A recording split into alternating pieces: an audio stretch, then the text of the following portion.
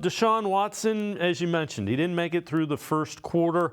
Talked about the big hit on his throwing shoulder and Kevin Stefanski's decision to hold him out and keep him on the sidelines. I mean, of course, I want to compete. I'm a competitor. I want to go out there and try to help the team as much as possible and go out there and play and perform and compete. But, the decision was best for, the team, and they felt that was the best. And, PJ did a great job of finishing the game, and everyone else played a heck of a job to get the win.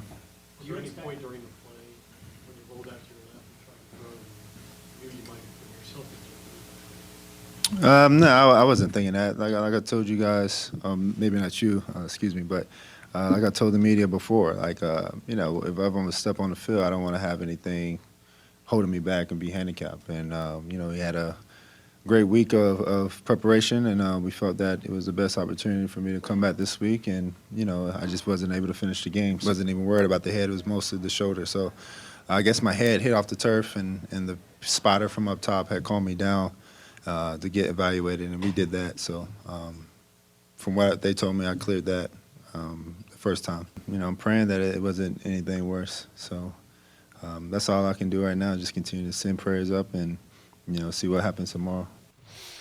And Jeff, doesn't sound great. The shoulder is it's pretty significant. You could tell he can't throw the ball. No, I mean, everything was coming up short. There was no accuracy on the balls he was throwing. He rolled obviously the 2 interceptions and obviously almost was even 3, which was crazy. And I said it last week on my show, and I just felt that what you saw, and look, granted, we don't get to see all of practice.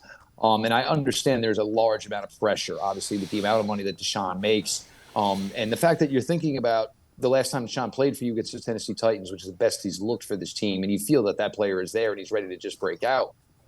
But then you also, when he went down, my first thought was similar to, if everybody remembers the Cardinals game back in 21. That's when you realized that Baker was not going to be able to continue the season at the pace he was going and be anything close to effective for this team. And I think after the few passes that he threw that didn't work out, obviously the hit that he took, I think that's when Coach Stefanski said, maybe I'm putting a guy out there that maybe truly can't defend himself right now. And look, practice is one thing, and you're not going to touch the quarterback. And if you do touch the quarterback, obviously you're in big time trouble. But I think once they got out there and they saw him in live action, they realized that maybe he was not ready to go. So you had to scrap everything on the fly. And PJ obviously came in. I would say due in the circumstances, PJ Walker probably played admirable. And most important thing is that you got the double W, so nobody's really going to basically go through PJ's stat line. We understand he's not playing that great, but he is 2-0 for at this point, quarterbacking this team. But losing Deshaun was difficult. It is. But now your hope is when can you get him back? And there are other thoughts here that you have to think about when you could possibly get him ready. But the quarterback position as a whole for the Browns right now, this is a discussion to be had because the way this defense is going, and look, yesterday was not their greatest day. They did enough, obviously, to find a way to change the momentum of that game. But you can't expect, for the next 11 games here that the defense is just going to get you a W week in, week out. You're going to have to get something out of your quarterback.